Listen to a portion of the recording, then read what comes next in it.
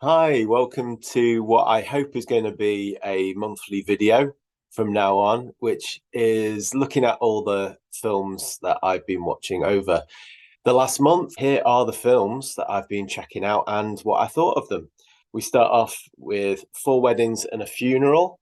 I still had some left over in my recordings over Christmas, and this was one of them.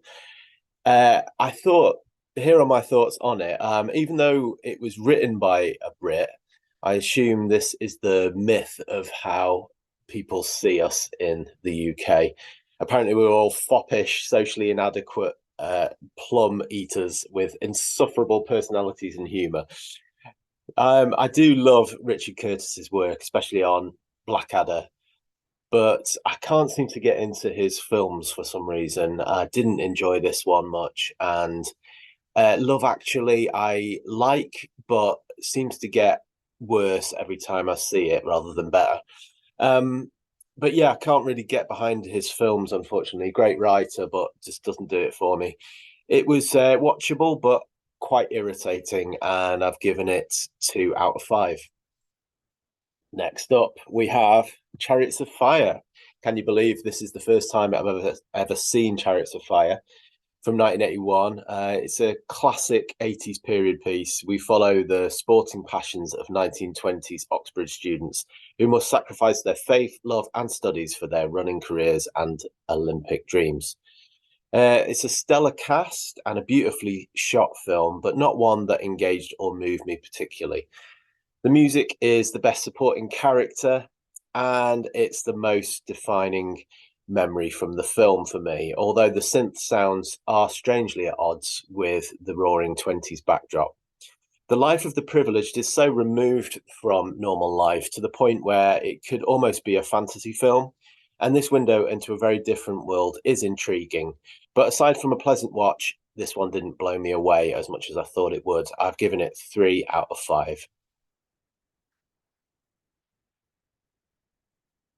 Next is one that I'm totally biased about because I used to love it as a kid. It's Grease from 1978, a musical adventure through the lives and loves of American teenagers. They actually look about 30 in this film. It's impossible to review Grease subjectively, as it was one of those films that I was absolutely obsessed with as a kid. And I devoured every song, scene, and line. I used to sing along with my sister, and could recite every line. Is it a great film? Perhaps not, but it is super enjoyable film that takes me back to a very special nostalgic time. So this is one that I did enjoy, and I have given it a 5 out of 5, which is perhaps completely over the top, but I have to factor in nostalgia into that. The next film I saw was Superman. This is a film I have seen before, but not probably since I was a kid, so it was great to see it again. The planet of Krypton and all its people are destroyed except for one baby boy who is saved and sent safely to Earth, where he is found and adopted by a kindly human couple. As he grows, his alien superpowers and lack of understanding of his new planet set him apart from his school friends, and he must learn to hide his differences as an alter ego, Clark Kent. It isn't until he becomes an adult that he realizes his godlike powers and morality can help save the people of his adopted planet in his new disguise as Superman. To fans of more modern Marvel and DC films, 1978's Superman might seem a bit cheesy and needlessly comical, especially Gene Hackman's wonderful but goofy portrayal of arch-villain Lex Luthor. But there is still a lot to love about this early example of the genre.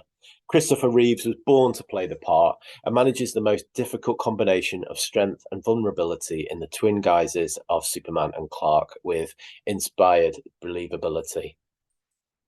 I'd completely forgotten that a good chunk of this film, 45 minutes of the 2 hour runtime, takes place before Reeves takes on the mantle of Superman, as we follow a young Clark Kal-El from his birth planet to growing up and coming to terms with his powers. But when we do get to the main crux of the film, it's a thoroughly enjoyable superhero romp with excellent natural chemistry between Reeves and his co-star Margot Kidder as Lois Lane, and I've given it 3 out of 5 stars. Next up was the 1954 version of 1984, starring Peter Cushing. In a post-nuclear world, the inhabitants of Airstrip 1 are kept under the constant observation of a big brother and propagandized into having no thought or speech. One man begins his own personal revolution, but can he really break free of the chains of oppression? 1984 is probably my all-time favorite book, and I've seen, I think, two different versions of it on the screen.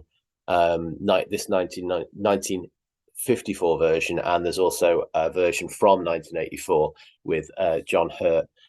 If you haven't read the book, I highly recommend it. You'll never look at the world in the same way again, or how ideas we take for granted, for example, scientific truths or religious beliefs, our perception of ourselves and the world around us can be formed by the powerful to the point where we don't even stop to question them. The most powerful book ever written, in my view, is portrayed well here, just 6 years after the novel was released. Great actors in it, like Peter Cushing and Donald Pleasance, with a suitable amount of shadowy ambience and horror, which I think is helped by the black and white.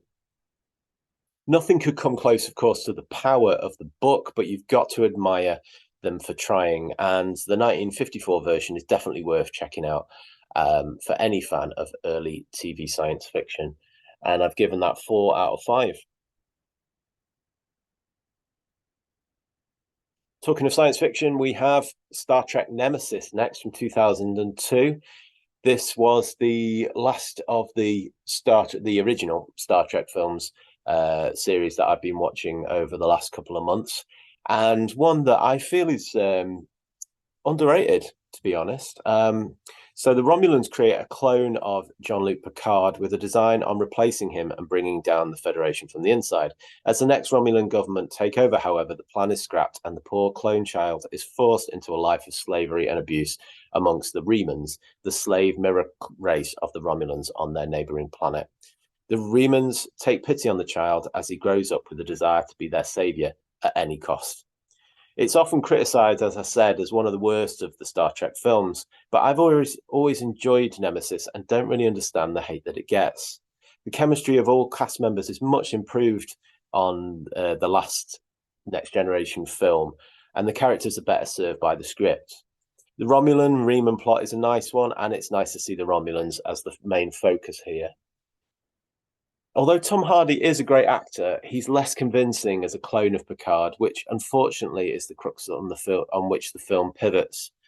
This may be the reason that it's less enjoyed by many. But whilst Nemesis is not a patch on First Contact, it's leagues above Insurrection, and I feel a worthy ending to the Next Generation films. I've yet to watch the Mirror Universe, Kelvin timeline, isn't it? The rebooted Star Trek series. I have seen the first 2, I believe, a long time ago when they first came out. So I probably need to watch all of them again, including Into Darkness, which I don't think I've seen. So I'll probably watch those next. Planet of the Apes is another classic film that I'd never actually seen before. This is my first time watching it all the way through. A team of astronauts awake from suspended animation to discover they've been out of action for over 2,000 years. They land on the nearest planet to discover it is run by evolved ape creatures, and the planet is looking terrifyingly familiar. The prosthetics, I thought, really held up well in this, especially for a 1960s film, some 55 years old. And the pacing is good for a 2-hour film. You're drawn into the action, and the world is well realized and engaging. A fun 60s dystopian epic. And yeah, really enjoyed this a lot more than I thought I would. I thought it was going to drag a lot more than it did. I thought Charlton Heston was great in it. And I've given it 3 out of 5 stars. Very enjoyable film, I thought. I restarted Twin Peaks and started it with Fire Walk with Me, the 1992 prequel that actually came out after the series. And But it's actually a prequel. Like I say, it happens before the events of that series. We follow the story from the beginning as the killer of Laura Palmer takes their first life, and Agent Dale Cooper and the FBI investigate the case. Meanwhile, in Twin Peaks, we meet Laura and the other weird and wonderful inhabitants. This film prequel has some great scenes and music, but far less charm, I felt, than the series, and will most likely only appeal to the most initiated and super fans. Great music, great cinematography, but for some reason it just didn't have the same charm for me as the series. So yeah, it's definitely one to watch only if you're really, really into the series, as I am. Office Space from 1999 was my next film to watch in January. Three office grunts decide to take revenge on their workplace after they are laid off. King of the Hill, Beavis Butthead creator Mike Judge brings his live action comedy about the frustrations of office life to the screen.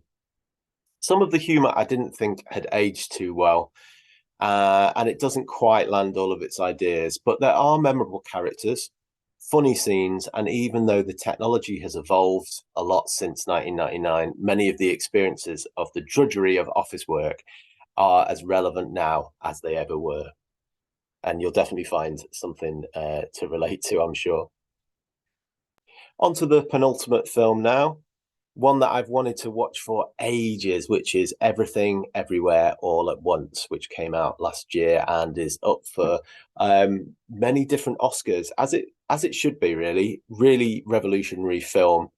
Great to see filmmakers still trying out new things, and yeah, fascinating watch. Definitely. A woman frustrated at her life discovers that she's really one of millions of different alternatives from a multiverse of possibilities, and must destroy an evil embedded in one of her multiverse daughters. Experimental physics meets comedy in this super quirky and audacious film that keeps you guessing throughout. It sails a little too close to foolish at times in expense of a cogent movie, but you've got to admire its scope and imagination in trying something completely new in cinema. And the constant multiverse changes will keep you hooked. It's completely nuts, but in the best possible way. Michelle Yeoh is wonderful in that film that is equal parts funny and inventive. I've given it 3.5 out of 5, so it wasn't as amazing as I thought it might be, but it still is definitely worth watching with some truly innovative scenes. And last, but by no means least, we have The Matrix from 1999. Starring Keanu Reeves as a computer program and hacker who discovers that all is not as it seems in this world, and what we really experience in the real world is a false projection called the Matrix. He's the chosen one to take on the machines who have kept us ignorant to the truth. I went to see this as a teenager when it first came out, and I immaturely discounted most of the film due to my ex-girlfriend's fascination with Keanu Reeves and my jealous assumption that he was a wooden actor as a result. This is hilarious now when I think about what a genuinely great person and actor that Keanu Reeves is, and what a seminal film The Matrix is. Coming out in 1999, it set such a blueprint for its era's subsequent science fiction landscape as to plant it firmly in its time period. This is unfair, really, because it set up so many tropes that have been copied and parodied since, as to ironically age what is a revolutionary film. From jokes in Shrek to the original Xbox's loading page, this film's influence was everywhere at the time, and its groundbreaking visual effects became synonymous with any perception-bending science fiction that came out for 10 years to come afterwards. It oozed cool, which this teenage contrarian couldn't appreciate at the time, and which this 40-something contrarian still struggles to fully appreciate to this day, perhaps. I do respect and admire the importance of The Matrix, even if I've never overly enjoyed it as much as I feel I should. And I gave it 3 out of 5. Apologies to Matrix fans on that one. So that was my first monthly films watch video. I hope you enjoyed that. I hope that's something that you'd like to see in the future. Do let me know what films you've enjoyed over the last month or so. And as always, thanks so much for watching, and take care.